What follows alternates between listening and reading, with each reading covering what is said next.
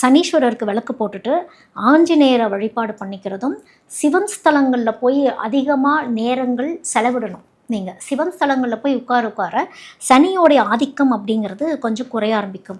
ஒரு சிலர்லாம் வந்து மாந்தீஸ்வரர்கிட்ட போயிடுங்க. மாந்தீஸ்வரர்கிட்ட போயிட்டு ஒரு பரிகார பூஜை கூட பண்ணிட்டு வந்துடுறது நல்லது. சில பாரங்கள், சனிங்கிறது நம்மளுடைய முன்னோர்களுடைய கர்மாவையும் குறிக்கக்கூடிய ஒரு விஷயம்தான். அப்போது வயதானவர்களையும் குறிக்கக்கூடிய ஒரு விஷயம்தான் சனி. அப்போது வீட்டில் பேரண்ட்ஸோடைய ஹெல்த் ரொம்ப கவனம், அம்மா அப்பாவோடைய ஹெல்த் ரொம்ப கவனம். இப்போ நீங்களே பேரண்ட்ஸாக இருக்கீங்க, உங்களுடைய ஹெல்த்லேயும் நீங்கள் கொஞ்சம் கவனமாக இருந்துக்கணும். வீட்டில் வயதானவர்கள்லாம் இருக்கிறாங்க, முக்கியமாக அம்மாவோடைய ஹெல்த் அப்படிங்கிறத கொஞ்சம் கவனமாக பார்த்துக்கணும். அம்மாவோடைய மனநிலைமைகள் என்னங்கிறதையும் கொஞ்சம் கவனமாக பார்த்துக்கணும்.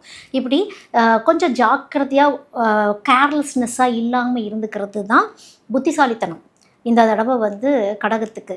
இதுவும் கடந்து போகும். அழுத்தங்கள் இருந்தாலும் சோகங்கள் இருந்தாலும் கொஞ்சம் லாஜிக்கலாக திங்க் பண்ணும் பொழுது லைஃப் மாறும் அப்படிங்கிறது தான் வந்து மெயினாக சொல்லக்கூடியது. நீங்களாம் வந்து ராமநாத சுவாமி கோயிலுக்கும் நீங்கள் போய் வழிபாடு பண்ணும் பொழுது